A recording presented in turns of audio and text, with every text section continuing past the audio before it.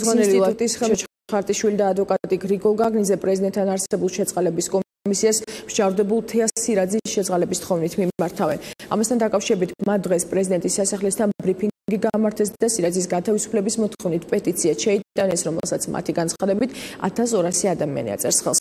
როგორც ადვოკატმა განაცხადა 4 შვილის დედა 2010 წელს 5 ინდოელი მამაკაცის ცემის გამო 28 წელი მიუსაჯეს. 37 წლის თეა სირაძეს ბრალად ადამიანის გატაცება, ფულის გამოგზავნა და ხულიგნობა ედება, თუმცა იგი ამ ბრალდებებს არ ეთანხმება და აცხადებს, რომ 5 ინდოელი მამაკაცისგან მხოლოდ თავს იცავდა.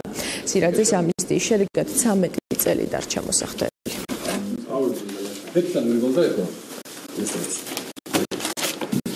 სრულიად წარმოუდგენელია უსამართლობის ზეიმია, 28 წელი აქვს მიჯილი, თან ქალს, 4 შვილის დედას, ადამიანების ცემისთვის, რაც არ არის, რა თქმა უნდა, კარგი საქციელი და კანონდარღვევა, მაგრამ 5 წელი, რომელიც მან მოიხადა, სრულიად საკმარისია და კიდევ 23 წელი არ უნდა კონდეს თუნდაც ქაღალდზე მიჯილი და არც 8 წელი, იმიტომ რომ შემდგომ შეუმცირდა. ჩვენი მოთხოვნა არის, თეა სირაძე შეიწყალოს საქართველოს პრეზიდენტმა, იმიტომ რომ ამის უფლება მხოლოდ მას გააჩნია. ჩვენ ჩართულობა არის, რომ მონიტორინგი თეა სირაძის უფლებების დაცვაზე და ასევე სისამართლე საქმის მასალების შესწავლა თუ რამდენად სამართლიანად მიუსაჯა სააკაშვილის დროს 2010 წელს მას მსჯავრდება